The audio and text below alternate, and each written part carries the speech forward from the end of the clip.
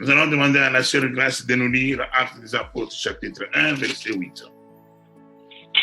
Actes des Apôtres, chapitre 1, verset 8. Je lis au nom du Seigneur Jésus-Christ. Amen. Mais vous recevrez une puissance, le Saint-Esprit survenant sur vous, et vous serez mes témoins à Jérusalem, dans toute la Judée, dans la Samarie et jusqu'aux extrémités de la terre. Acts 1 verse 8, the word of God says, I will read in the name of the Lord Jesus Christ, but you will receive power when the Holy Spirit has come upon you, and you will be my witnesses in Jerusalem, in all Judea and Samaria, and to the end of the earth. Et nous voyons ici la chose la plus importante dans la recommandation que le Seigneur a donnée à ses apôtres et qu'ils allaient recevoir, comme nous le voyons, ils allaient recevoir une puissance, le Saint-Esprit. Donc le Saint-Esprit a une puissance. As we can see, what the Lord have given to his disciples, he have given them the promise to receive the Holy Spirit, and they will receive the power that is in the Holy Spirit. Et frère Jacques peut nous lire Ephésiens 6, il va nous lire le verset 10. J'aimerais vraiment qu'on soit attentif à ces versets clés que je vous donne, c'est très important. Ephésiens chapitre. Attention to those key verses that I'm giving you and keep them for ourselves.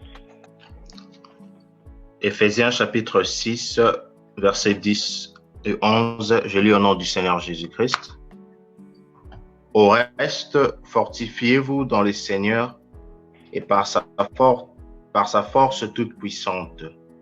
Revêtez-vous de toutes les armes de Dieu, afin de pouvoir tenir ferme contre les ruses du diable. Amen. Ephesians 6, 10 and 11. Finally, be strong in the Lord and in the strength of his power. Put on the whole armor of God so that you may be able to stand against the wiles of the devil. Amen.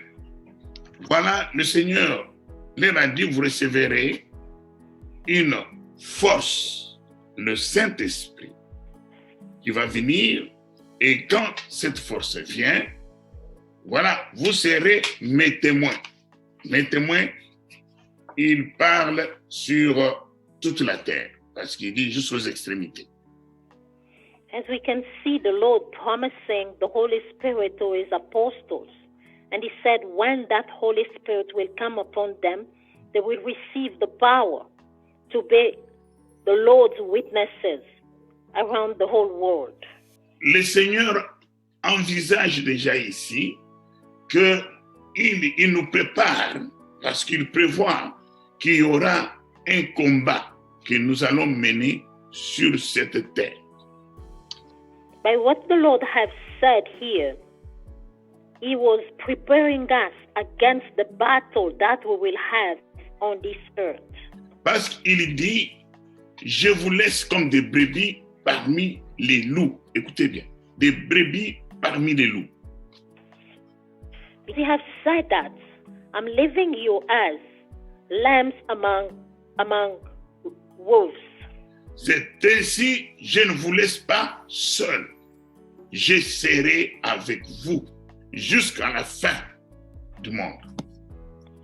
And he also said that I will not gonna leave you alone.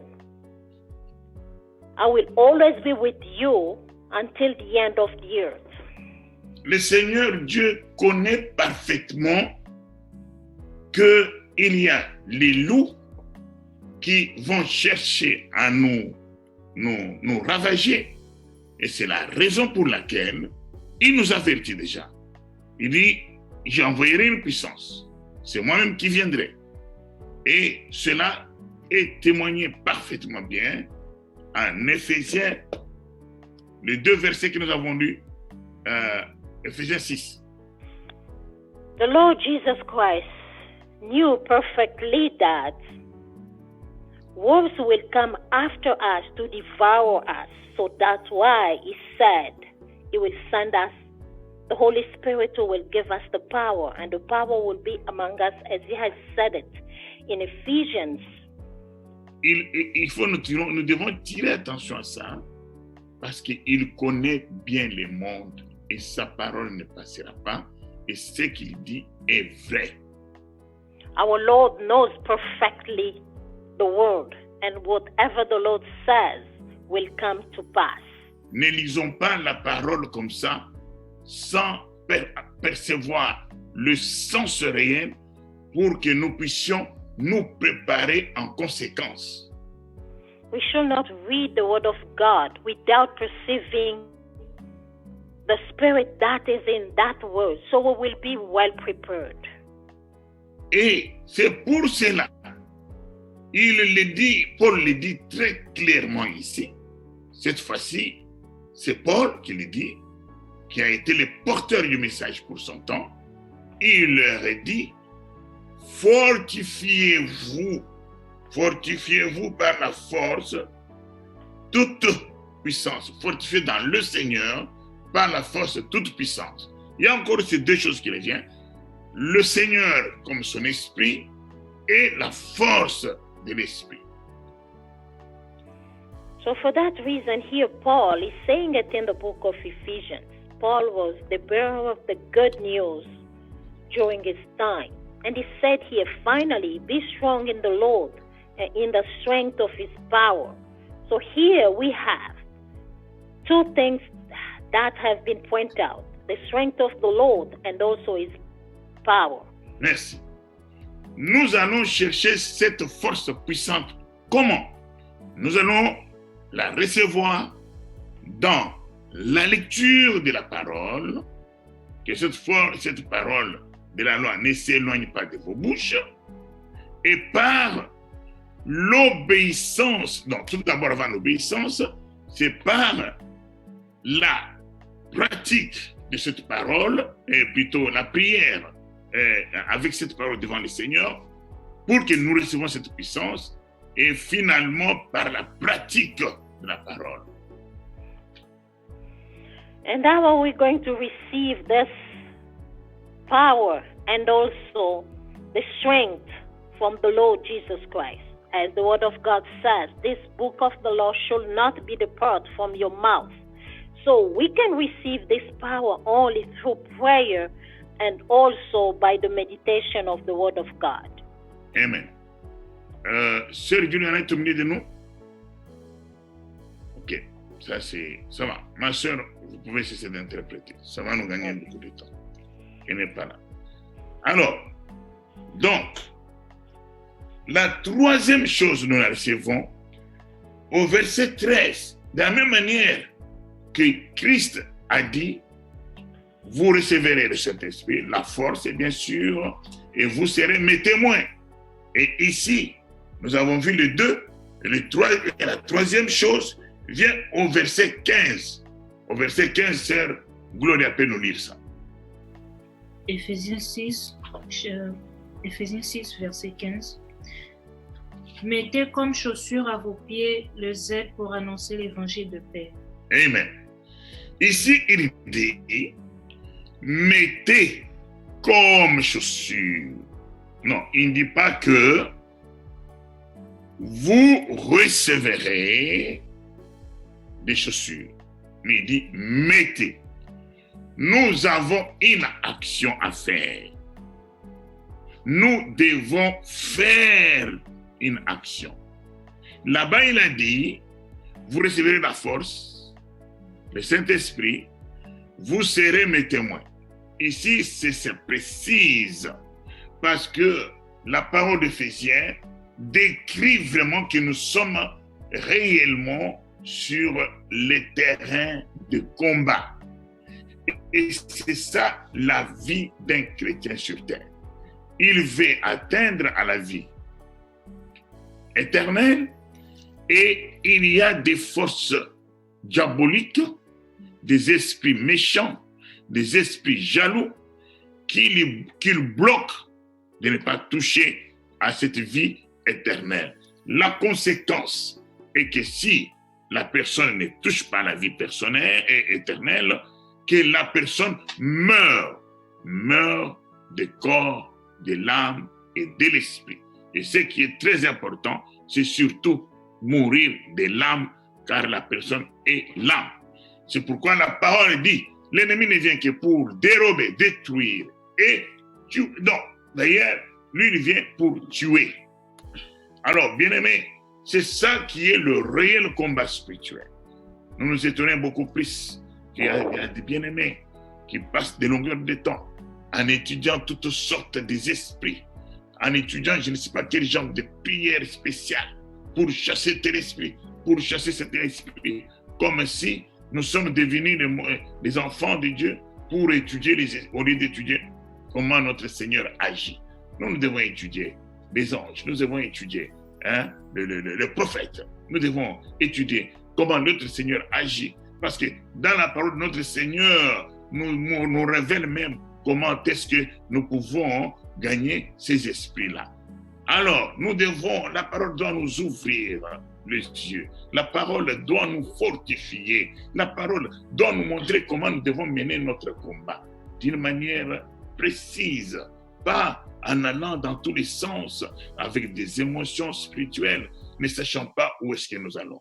Bref, donc, c'est ça le combat spirituel. Et je l'ai dit hier, et j'insiste, les esprits qui sont très méchants, comme la parole le dit, ce ne sont pas les esprits de sorcellerie, ce ne sont pas les esprits qui viennent pour détruire le corps, mais ce sont les esprits qui viennent pour viser l'âme. Quand il y a un esprit qui te rend fatigue pour que tu n'écoutes pas la parole de Dieu, tu participes à la prière, quand un esprit te fait endormir pendant que nous sommes en prière, quand un esprit t'éloigne de la parole de Dieu, c'est très très dangereux.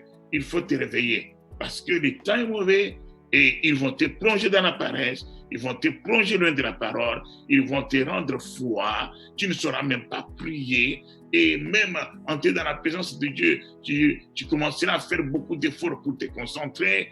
Ce sont ces esprits méchants dont Paul parle ici.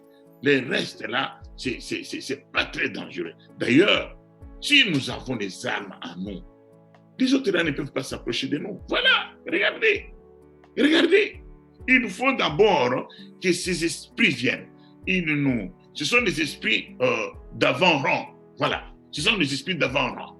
Les esprits qui attaquent en première. Ils t'attaquent, ils t'affaiblissent. Alors, à ce moment-là, les petits esprits vont venir parce que tu es déjà faible, ils t'attaquent. Et puis, si c'est la sorcellerie ou quoi, tu es parti. Voilà ce qui est la parole de Dieu. Alors, nous avons dit que tout au long de notre vie, nous devons vivre ce combat. C'est ça le réel combat spirituel. Et c'est ainsi que le Seigneur nous a dit, il ne nous oubliera pas. Il a dit, il nous enverra une puissance. Ainsi, nous sommes partis en Apocalypse 4 pour ouvrir ces grandes choses, ces grandes vérités que le Seigneur de gloire a voulu nous révéler pour ce temps que nous vivons. Et ainsi, nous avons vu qu'au trône de Dieu, nous avons ce qu'on appelle... Le trône de Dieu, c'est l'autorité suprême. Hein? Et on ne peut pas accéder au trône de Dieu comme ça. Et on doit faire face à des barrières défensives. Donc, nous avons la première barrière, ce sont les anges. Vous avez entendu qu'il y a des anges avec des épées flamboyantes, l'armée céleste. Je n'ai pas entré trop en détail sur ça hier. Et je sais que c'est une vaste matière. Parce que si nous touchons seulement les anges, et ça peut faire vraiment toute une prédication. Mais je vous épargne. Hein? Vous savez que quand vous priez, les anges sont à ton service. Et des fois, il faut appeler l'armée céleste, hein? Les anges et les archanges. Donc, ces gens-là, tous ces anges-là, les anges ont des catégories. Alors, ils sont dans le premier cercle. Et après le premier cercle, comme nous l'avons vu en Apocalypse, nous avons, je ne veux pas me dérober sur les principes qui nous recommandent vivement de lire la parole de Dieu. on ne va pas continuer à parler seulement comme ça, même si on fait la course au temps. Et nous voyons que dans l'Apocalypse, verset et chapitre 4, n'est-ce pas? Et nous lisons au verset 4 déjà. Nous allons lire avec notre sœur Julie. Apocalypse 4, verset 4, je lis au nom de Seigneur Jésus-Christ. Autour du trône, il y avait 24 trônes, et sur ces trônes, 24 anciens, assis vêtus de vêtements blancs, et sur leurs têtes des couronnes d'or. Et 5. Du trône sortent des éclairs, de voix et des tonnerres. Et on y va? Devant le trône brillent 7 lampes ardentes, qui sont les 7 esprits de Dieu. Oui, 6. Devant le trône, c'est comme une mer de verre, semblable à du cristal au milieu du trône, et tout autour du trône, 4 êtres vivants remplis Dieu devant et derrière. Et nous avons? Le premier être vivant est semblable à un lion, le deuxième être vivant est semblable à un veau, le troisième être vivant a comme un visage d'homme, et le quatrième être vivant est semblable à un aigle en plein vol. Voilà, ça nous comprenons que nous avons le deuxième cercle qui est le cercle de 24 vieillards. Très important. Nous avons déjà beaucoup parlé des 24 vieillards, ce qui est très bien. C'est une préparation à ces grandes choses. Ce sont ceux-là qui amènent nos prières devant la face de l'Éternel sous forme de parfum, de bonne odeur. Alors vous comprenez bien aimé, quand ta prière ne peut pas percer tout d'abord les forces négatives de l'ennemi, parce qu'on nous dit que les mauvais esprits sont là opérés dans le céleste. Et nous avons vu même quand l'ange est parti voir Daniel pour répondre à la prière, il s'est battu avec ces forces-là, n'est-ce pas, avant de venir. Alors, si ta prière, elle n'est pas forte, elle n'est pas quand je dis forte, ce n'est pas qu'il faut prier à haute voix, non, la prière avec foi, ce que tu dis, tu y crois et tu te sens connecté au trône de Dieu, n'est-ce pas? Vous savez, à ce moment-là, ta prière va traverser, même si les gens avaient bloqué, ils ne peuvent pas. C'est pourquoi des fois, le Seigneur dit que, écoutez, il faut une prière avec insistance. Élie a prié, l'homme comme nous, il avait le sang et la chair. Il a prié, mais il a prié avec insistance pour que la pluie soit fermée. S'il n'a pas prié, c'est dans un certain moment. Donc, il a prié avec insistance, même pour que la pluie revienne. Et la parole nous montre que il a tellement prié, il a envoyé son serviteur et il lui dit, oh maître, il n'y a rien du tout. Le ciel est toujours très clair. Et il a continué, il n'a pas relâché. Il croit que le Seigneur, il est fidèle, il accomplira sa parole. Et il a continué à prier, il a prié comme s'il voulait tenir toutes les forces. Il envoie, il dit, maître, il n'y a qu'un petit nuage comme forme d'une pomme de main. Ça n'a pas découragé, il dit. Et il a continué, jusqu'à ce que la pluie est tombée. Donc, cette parole nous dit, et Élie là était comme nous, bien aimé, mais il a prié avec insistance pour fermer la pluie. Donc, parce que quand tu pries là, tu ne sais pas qu'est-ce qui se passe avec ta prière. Tu ne sais pas. Alors, il ne faut pas venir devant le Seigneur, tu viens triste, tu viens fatigué, tu penses je ne sais pas quoi, les gens sont... C'est pourquoi. L'ennemi s'est préparé en conséquence. Il ne veut pas que vous puissiez toucher à la vie d'éternité. Il ne veut pas que vous ayez une connexion solide avec l'Éternel de gloire. C'est pourquoi il y a ces esprits-là qui bloquent tout, qui viennent t'alourdir, qui viennent t'empêcher, qui viennent te mener de force et de fatigue. Tu ne vas pas participer aux activités qui vont t'aider à toucher les trônes de Dieu. Bien aimé, regardez, même moi-même, je ne pensais pas qu'on allait faire le temps qu'on a fait. Je vous ai dit, on va faire le marathon pour une année et pour une semaine. Où est-ce que nous en sommes?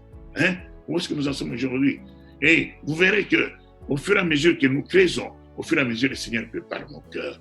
Et au fur et à mesure, les hommes du monde n'ont pas dit, oh, l'appétit vient en mangeant, n'est-ce pas? Amen. Et nous devons tirer attention. J'ai lu dans des groupes de partage il y a quelqu'un qui a dit quelque chose de profond, qui m'a touché, qui a dit, écoutez, pensons d'abord à l'homme que nous sommes, car le corps dans lequel va tomber un jour, quand le corps tombera, qu'est-ce que nous deviendrons? Ça m'a pénétré, et c'est vraiment la parole de Dieu. C'est vraiment la parole de Dieu. J'ai toujours dit, ce qui est difficile pour nous est que nous opérons sur le plan spirituel, mais pendant que nous vivons dans le monde physique, nous disons le Seigneur est là au milieu de nous, nous ne le voyons pas, mais, et pourtant il est au milieu de nous, sauf s'il peut donner à certains d'entre nous des signes de son arrivée au milieu de nous, mais il est là. C'est pas parce que tu n'as pas senti la colonne de feu sur toi, c'est pas parce que tu n'as pas senti une présence supérieure sur toi que le Seigneur n'est pas là. Il est sûrement là. Bref, alors, voilà, nous avons le premier cercle des anges, le deuxième cercle, nous avons le 24e, et nous avons le dernier cercle, c'est le 4 êtres vivants. Mais qu'est-ce que c'est les 4 êtres vivants? Les 4 êtres vivants, comme nous l'avons dit hier, les 4 êtres vivants, c'est la puissance dont le Seigneur a parlé. C'est de cette puissance que le Seigneur a parlé, qu'il nous envoyera, nous recevrons une puissance. C'est de ça dont il parle, que fortifiez-vous dans le Seigneur par sa force toute puissante.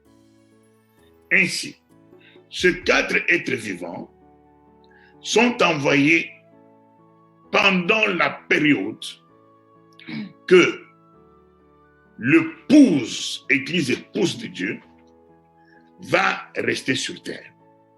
Bref, depuis Pentecôte jusqu'à l'enlèvement. Ça, c'est la petite chose que j'ajoute sur hier. De Pentecôte jusqu'à l'enlèvement. Nous devons comprendre cela. Parce que c'est cela qui donne aussi l'image de la grâce de Dieu sur nous. Il ne veut pas, il a dit, c'est ça qui témoigne aussi qu'il ne va pas nous laisser seuls. Il sera avec nous. Alors, ça représente une puissance, comme on a dit. Mais pendant que ça représente une puissance, c'est l'Esprit qui vient fortifier l'Église pendant le combat, pendant son combat, pour qu'il mène le combat. Alors, ne vous imitez pas là-bas, vous voyez les 4 ans, vous voyez les âmes spirituelles, n'est-ce pas? Vous voyez toutes ces choses-là, les évangiles, les casques de salut. Il faut, c'est ça des choses que nous devons rechercher. Nous devons rechercher. Et vous voyez, pendant que nous faisons les combats là, en même temps, nous fortifions notre âme. Nous devenons finalement, avec le Saint-Esprit en nous. Et ainsi, ça nous prépare exactement à l'enlèvement. Car le Seigneur, quand il va venir, il vient, l'Esprit de Dieu va venir rechercher son esprit. Il ne va pas venir chercher un homme. Il va venir rechercher son esprit. Tout un chacun de nous qui aura le Saint-Esprit en lui, automatiquement, comme notre sœur Abide l'a dit, il est attiré. Pour que tu sois attiré, tu dois avoir le Saint-Esprit en toi. Cette force-là, puissante en toi, cette zèle d'évangile, cette foi, cette vérité comme ceinture, bref, toutes les armes, n'est-ce pas, de Dieu. Oui, parce qu'à ce moment-là, comme notre sœur a vu pendant l'enlèvement, ne vous en faites pas, les autres chercheront à s'enlever aussi, ceux qui ont un peu d'esprit, la petite puissance au lieu d'être la grande et les petites, et ils chercheront à partir, mais ils ne partiront pas. Donc, ils ne bougeront même pas, ils ne verront même rien. C'est ce que le Seigneur a symbolisé dans la vie de cette sœur qui a vu sa vision. Il a dit qu'elle est montée seulement à 1 mètre et les chaînes l'ont attrapée. Non, les chaînes n'attraperont pas les gens, ils ne verront rien. C'est ça que ça veut dire. Ils seront là, les autres disparaîtront.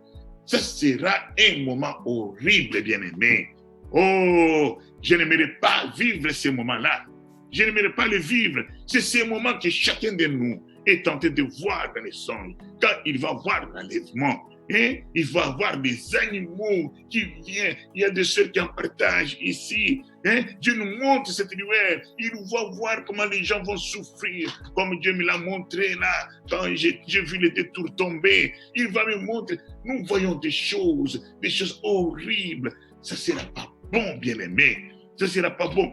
Avant même que ces choses commencent déjà, le fait seulement de te réveiller, de voir que ce qu'on est en train de prêcher est vrai et que tu es resté.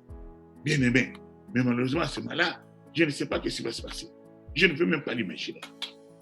Imagine-toi, pourquoi le Seigneur dit, et pourquoi je dis à beaucoup de gens maintenant, hey, que cela soit entré dans ton cœur. Même chaque fois que je vais commettre un péché, pense à ça. Même quand tu es faible dans ton corps, hein, pense à ça. Quand on appelle prière, pense à ça. Quand l'Esprit dit viens. Dieu connaît ce moment-là, bien-aimé. Écoutez, quand tu te dis dans ta maison que je vais commencer à prier à telle heure, Dieu acte. Croyez-moi, Dieu est là. Comme maintenant, Dieu est au milieu de nous. Dieu est au milieu de nous. Il dit, je vais vous sauver. Hein, je vous aime. Je vais vous bénir. Il est là, bien-aimé. Donc, voilà que quand nous allons nous préparer, ces forces vont venir là, cette force va venir là. Nous allons nous fortifier dans cette force. Nous nous préparons en enlèvement. On n'étudie pas ces choses pour rien. Vous voyez que tout s'est connecté. Alors, nous avons les quatre êtres vivants. Regardez, le premier c'est qui? C'est lequel? C'est les lions. Les lions, comme nous l'avons dit. Quand nous lisons, et c'est là où nous terminons sur les premiers sauts, bon, on s'arrête d'abord, on n'a pas assez de temps. Et nous allons lire avec notre frère Patrick le verset 1 du chapitre 6 de l'Apocalypse et le verset 2. Je commente, on s'arrête là-bas. Vous voyez comment je demande aux gens de lire là? C'est l'Esprit qui m'envoie. Donc, la lecture vient comme l'enlèvement. Boum, tel frère. Boum, cette sœur. Boum, comme ça. Je regardais quand l'agneau ouvrit un des 7 sceaux, et j'entendis l'un des 4 êtres vivants qui disait comme d'une voix de tonnerre, « Viens. » Amen. 2. Je regardais, et voici parut un cheval blanc. Celui qui le montait avait un arc. Une couronne lui fut donnée, et il partit en vainqueur, et pour vaincre. Amen. Amen. Alors, en bref, regardez, il y aura 4 chevaux qui vont chevaucher contre l'épouse de Dieu. C'est pour nous maintenant. Et le 4e chevaux est en train de chevaucher maintenant. Et il y a aussi 4 êtres vivants. Quand chaque fois, il y a une puissance, les chevaux, c'est une puissance aussi. Satan a une aussi puissance. Sinon, on ne l'appellera pas méchant. Sinon, le Seigneur ne dira pas que celui qui est dans le monde n'est pas plus fort que celui qui est en vous. Ça veut dire, il est plus fort que vous-même. Il a dit, oh Pierre, j'ai prié pour toi. Satan t'a réclamé pour te gribber comme de la farine de formant. Vous voyez? Pour te manger. Hein? Vous voyez, quand vous allez préparer, les mamans savent quand ils vont préparer la pâte ou ils vont préparer le pain. Il faut qu'on explique ces paroles-là pour que vous compreniez. Vous voyez ce que vous faites des foufous là? Donc, c'est vraiment, c'est pourquoi? Pour manger, ça ne va plus rester. Vous verrez, les autres foufous restent dans les pots, mais le foufou que vous avez pris n'existe plus. C'est dedans après, c'est dans les toilettes. Hein? Donc, fini. Hein? Et donc, Dieu dit que, et le Seigneur dit à Pierre, oh, Satan t'a réclamé.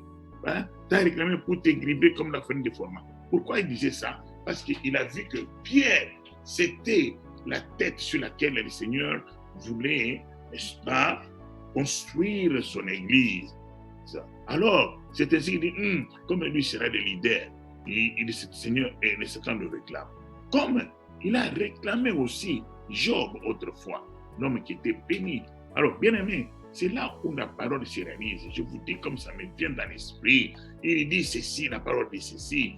Oh, là où le péché abonde, la grâce de Dieu fait quoi? Surabonde. Donc, quand l'ennemi vient avec sa force, le Seigneur vous donne une force au-delà. Quand tu montes, l'ennemi monte aussi avec sa force, le Seigneur donne une force au-delà. C'est pourquoi il est dit, il n'y a pas une tentation qui peut être au-dessus de vous. Donc, c'est-à-dire que Dieu a permis que toute tentation qui nous arrive, oh non, je suis fâché, il me fait fâcher toujours, il me fait fâcher, je ne veux pas, ce serait mieux que je coupe je ne veux plus. Non, il n'y a pas une tentation qui sera au-dessus de vos forces. Quand il parle de force là, ce n'est pas de force en tant qu'homme. Comme homme, tu tombes bien. Tu tombes. On te grippe comme la farine de formant. Mais non, il veut parler ici de la force que vous aurez comme enfant de Dieu. Vous aurez à obéir à la parole. Bien-aimés, si vous êtes les enfants d'Abraham, nous avons les germes d'Abraham. Souvenez-vous, quand je vous ai parlé de Lévi, Lévi n'a pas payé la dîme, mais on dit qu'il a payé la dîme à Abraham. Pourquoi il a payé la dîme à Abraham? C'est parce que les germes qui étaient à Lévi étaient à Abraham quand il payait la dîme. C'est comme ça que nous disons que ceux qui seront sauvés, c'est ceux qui étaient auprès de Dieu. Il vient racheter les siens. Vous voyez? Il vient racheter le sien. Alors, si nous sommes d'Abraham, nous devons obéir à la parole et à toute la parole. On ne va pas obéir à moitié à la parole. On va obéir à toute la parole. La parole dit, Abraham, qu'est-ce qu'il a été? Il a cru en Dieu et on lui a imputé la justice. Et il a été béni, c'est ce que ça veut dire. Parce qu'il a obéi à Dieu. Bref, ce n'est pas le sujet d'aujourd'hui. C'est pour vous faire voir que quand effectivement nous lisons ces choses, ça a un fondement. Ce n'est pas des histoires fabriquées. Ça a un fondement et c'est Dieu qui les a révélés. Comme il a dit aux autres. Non, souvenez-vous que c'était le premier sceau qui était caché, qui était fermé quand le Seigneur était sur le trône. Et nous le lisons au verset 5. Je n'ai pas le temps de lire parce que je fais le marathon pour finir mon intervention. Alors, donc, c'est le premier sceau, n'est-ce pas? Nous restons au premier sceau. Oui, nous restons au premier sceau. On ne va pas aller loin. On va rester au premier sceau. Alors, c'est le premier sceau. Le sceau, c'était une vérité cachée, dont les autres ont fait de l'objet de leur investigation pour comprendre de quoi il s'agissait. Donc, Daniel a dit, quelle sera l'issue de ces choses? Vous voyez, l'issue de ces choses. Dieu, il dit, non, Daniel, toi, tu meurs, tu te reposes. Ce n'est pas pour toi. C'est pour ceux qui vont, les générations qui vont venir. C'est dans ça que le Seigneur est descendu en Apocalypse 10 avec le livre ouvert et qu'il a juré. Le Seigneur jure à son autorité parce qu'il n'y a pas une autre autorité au-dessus du Seigneur. C'est pour dire que c'est très sérieux. Dieu jure en son nom. Est-ce que vous voyez ces choses-là? On ne doit pas négliger cette parole bien-aimée. Nous devons la prendre avec beaucoup de précaution. Alors, chaque fois que l'ennemi envoie, parce que le cheval c'est une puissance, les êtres, les quatre êtres vivants, ce sont des puissances de Dieu.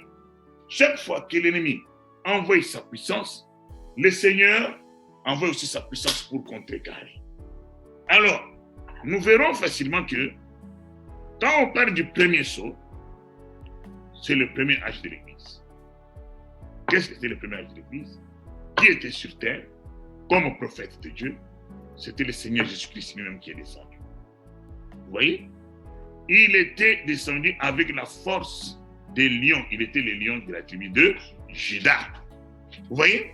C'est cette force-là, bien-aimé, qui a donné au pôle, aux terres, aux autres, de résister à la grande machine diabolique, n'est-ce pas, de dragons, qui a commencé depuis Pentecôte, comme nous l'avons dit. Et regardez comment est-ce qu'on les a tués. Les Étienne, tous ont été exterminés. Vous voyez? Mais ils ne se décourageaient pas. Ils ne se décourageaient pas. Vous vous rendez compte que Jean a reçu cette grande révélation de l'Apocalypse pendant qu'il était en déportation. dans une ville, dans une île éloignée, désertique, là-bas, où il y avait même des mauvais animaux. C'est comme aujourd'hui, on te dit, on t'a mis dans une prison de Bolobo. Je comprenais un peu les noms, Bolobo. Et là-bas, quand vous entrez là-bas, c'est sans espoir de revenir. Vous voyez? C'est là où on avait envoyé Jean. Il était dans ces moments-là. Vous voyez un peu ça? Qui lui avait envoyé? Les dragons. Qui avait tué les autres? Les dragons. C'était le premier cheval qui chevauchait. Vous voyez? Mais qu'est-ce qui a fait qu'ils ont résisté à ça? Les lions de là, suivis des Judas. Eh bien. Là, voilà, et comme je l'ai dit, on s'arrête à ce niveau ici. Comme je l'ai promis, que nous puissions nous reposer.